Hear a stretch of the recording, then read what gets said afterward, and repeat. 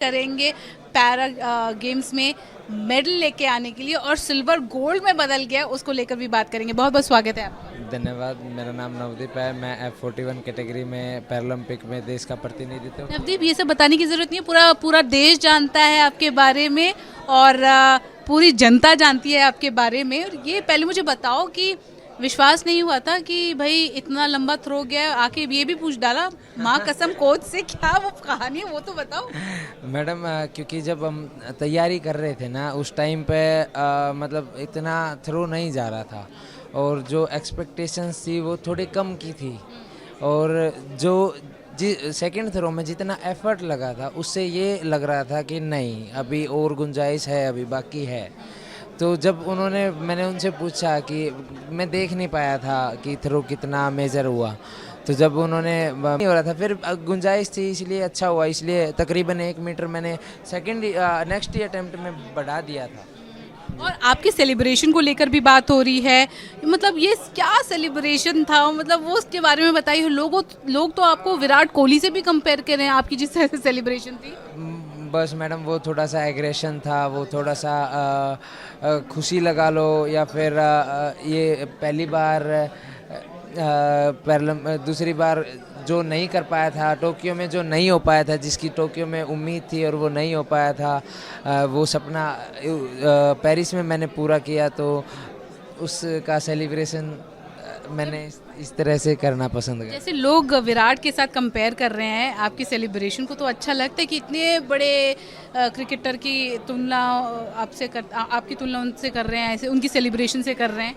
अगर madam audio mute करके कर रहे हो तो अच्छा लगता है मैडम। और ऐसा उम्मीद था कि आपका वीडियो इतना वायरल होगा, जो वायरल हुआ वो वीडियो देखा, और इस वायरल वीडियो को लेकर आपको कैसा लगा? मैडम बस वो थोड़ा सा जो लैंग्वेज जो मैंने यूज़ किया उसके लिए गलत लग रहा है, बट एग्रेशन मेरा ड्यूरिंग थ्रोज तकरीबन इतना ही होता है। एग्रेशन में मैं जब थ्रो करता हूँ या फिर ट्रेनिंग में भी जब फुल एफर्ट होता है तो ये अंदर से अपने आप निकल के आता है। तो ट्रेनिंग में किसी ने मेरे को देखा नहीं था, वहाँ पूरा देश देख रहा था, तो इसलिए आज सबको पता है। तो इसलिए वो पेरिस में पूरे भारत को एग्रेशन की झलक दिखी। 2-3 सवाल उसके बाद बाकी सब लाइन से खड़े हैं आपका इंटरव्यू लेने के लिए। पहली तो बात ये कि आपके फादर, जहाँ तक मुझे मालूम है, वो भी नेशनल रेसलर रह चुके हैं, तो आपने रेसलिंग क्यों नहीं चुनी, आपने जैवलिन क्यों चुनी, उसको लेकर बात करेंगे। और नीरज चोपड़ा का 2016 में टाइटल जीतना जूनियर्स में, वो कितना है आपके करियर में इम्पैक्ट था। अपने फादर की बात करते हैं। पापा मेरे रेसलर थे, उन्होंने नेशनल लेवल तक रेसलिंग करी है, उनको मेडल भी मिले थे नेशनल लेवल पर। फिर उनका सपना था कि जो वो नहीं कर पाए वो कम से कम मैं पूरा कर पाऊँ, तो इसलिए उनकी उम्मीद थी मेरे से कि मैं भी स्पोर्ट्स में अपने गुरु आजमाऊँ। तो उन्होंने मेरे को रेसलिंग करवानी शुरू करी शुरुआत में। और फिर ये बीमारी तो बचपन से ही थी कि हाइट नहीं बढ़ेगी, ये सबको पहले से ही पता था। तो धीरे धीरे जब मैं कुश्ती कर रहा था तो एक दिन ऐसे ट्रेनिंग में ही मेरे को लोअर बैक में इंजरी हुई। इंजरी होने के बाद फिर मेरे को तकरीबन रेसलिंग छोड़ना पड़ा, क्योंकि काफ़ी लंबा ब्रेक रेसलिंग को हो गया था, तकरीबन 2 से 3 साल हो गया था। फिर उसके बाद मैंने रनिंग शुरू करी, रनिंग के बाद फिर मैंने जेवलिन शुरू किया था 2017 में। कभी ये नहीं था कि रेसलिंग करना है आपको, या फिर पापा का सपना आगे लेके जाना है रेसलिंग में, ऐसा था?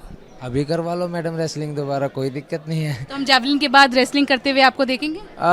प्रोफेशनल तौर पे नहीं, बट वैसे मज़े में तो मैं आज भी किसी के भी मतलब हमारे सुंदर सिंह गुर्जर हैं और उसके अलावा और भी एथलीट हैं, उनके साथ फ़न के तौर पे करता हूँ। और नीरज ने जब आप 2016 में जूनियर चैंपियनशिप जीती थी, किसी को हराया था, उससे कितना प्रेरित हुए थे आप, कितना मोटिवेट हुए थे? मेरे को मैंने जब हेडलाइन वो देखी थी कि पानीपत के लड़के ने रचा इतिहास, क्लास, और जब ये करके मैंने हेडलाइन पढ़ी थी तो काफ़ी प्राउड फील हुआ था कि वाओ यार हमारे पानीपत से है और वर्ल्ड रिकॉर्ड ब्रेक हुआ है जूनियर का। तो उस टाइम पे जेवलिन ने अट्रैक्ट किया था कि हाँ यार ठीक है मैं भी शुरू करता हूँ, तो वहाँ से थोड़ा सा उम्मीद के साथ शुरू करना। मैंने ये भी सुना था, पढ़ा था कि जब नीरज प्रैक्टिस करते थे अपना जेवलिन फेंकते थे, आप लेके आते थे उस जेवलिन को? नहीं नहीं, वो ऐसा नहीं था? नहीं ऐसा नहीं था। मैं और सुमित ट्रेनिंग पार्टनर थे और हम दोनों एक दूसरे के लिए ऐसा करते थे ताकि ट्रेनिंग करने में इजी हो, क्योंकि जब हम थ्रो करते हैं तो फुल बॉडी एफर्ट होता है और उसको जब थोड़ा रिलैक्स भी चाहिए होता है बीच में, तो इस तरीके से हम एक दूसरे की हेल्प करते थे।